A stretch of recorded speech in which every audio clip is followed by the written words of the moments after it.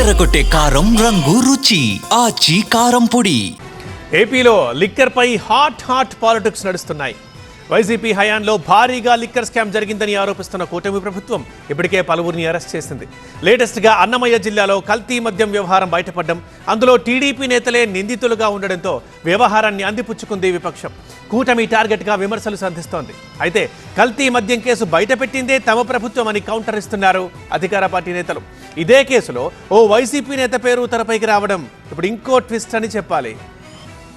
ఏపీలో కలకలం రేపుతున్న ములకల చెరువు కల్తీ మద్యం కేసులో సోదాలు ముమ్మరం చేశారు ఎక్సైజ్ శాఖ అధికారులు. కేసులో ప్రధాన నిందితుడు అద్దెపల్లి జనార్దన్ రావుకు సంబంధించిన గోడౌన్లో పెద్ద మొత్తంలో కల్తీ మద్యం గుర్తించారు. సోదాల్లో 4729 లీటర్ల కల్తీ మద్యంతో పాటు ఖాళీ బాటిల్స్, హోలోగ్రామ్ స్టిక్కర్లు, బాటిల్స్ కు సీలింగ్ చేసే మిషన్లు, వివిధ బ్రాండ్లకు చెందిన లేబుల్స్ స్వాధీనం చేసుకున్నారు. నిందితుడికి సంబంధించిన ఏఎన్ఆర్ బార్ అండ్ రెస్టారెంట్ లో నకిలీ మద్యం తయారీ కేంద్రాన్ని కూడా గుర్తించారు ఎక్సైజ్ శాఖ అధికారులు. దీనికి ప్రధాన నిందితుడు జనార్దన్ రావు. ఆయన ప్రస్తుతం విదేశాల్లో ఉన్నారు. ఆయన రాగానే జనార్దన్ రావు అనే వ్యక్తిని అరెస్ట్ చేయడం జరుగుతుంది. ఆయన ప్రస్తుతం ఉన్న సమాచారం ప్రకారం అతన్ని ఈ కేసులో A1గా చూపించడం జరిగింది.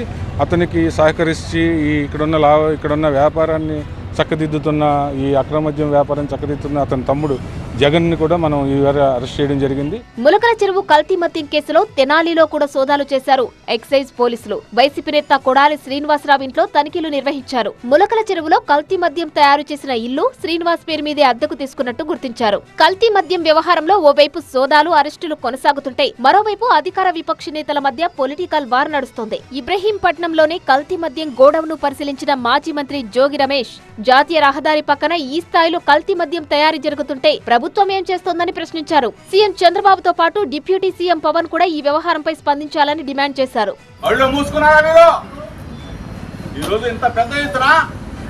వందల కోట్ల కుంభకోణం జరుగుతూ ఉంటే కళ్ళు మూసుకున్నావా చంద్రబాబు నాయుడు, కళ్ళు మూసుకున్నావా పవన్ కళ్యాణ్?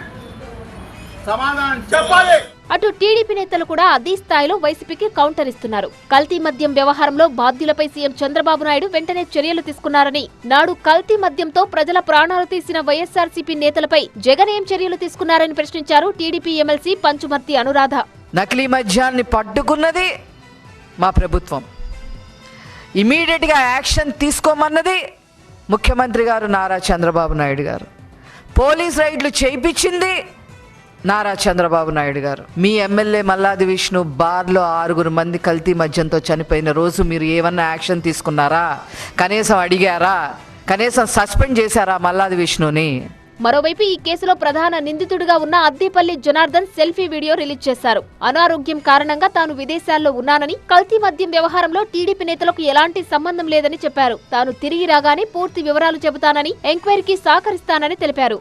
వాస్తవం ఈ కల్తీ మద్యం గురించి తమ్మళ్లపల్లిలో ఉన్నటువంటి తెలుగుదేశం నాయకులకు కానీ ఏ ఇతరులకు కానీ సంబంధం లేదు. ఊరికే ఇతరులు ఇబ్బంది పెట్టాలని కొన్ని రాజకీయంగా లేనిపోయిన చేస్తున్నారు.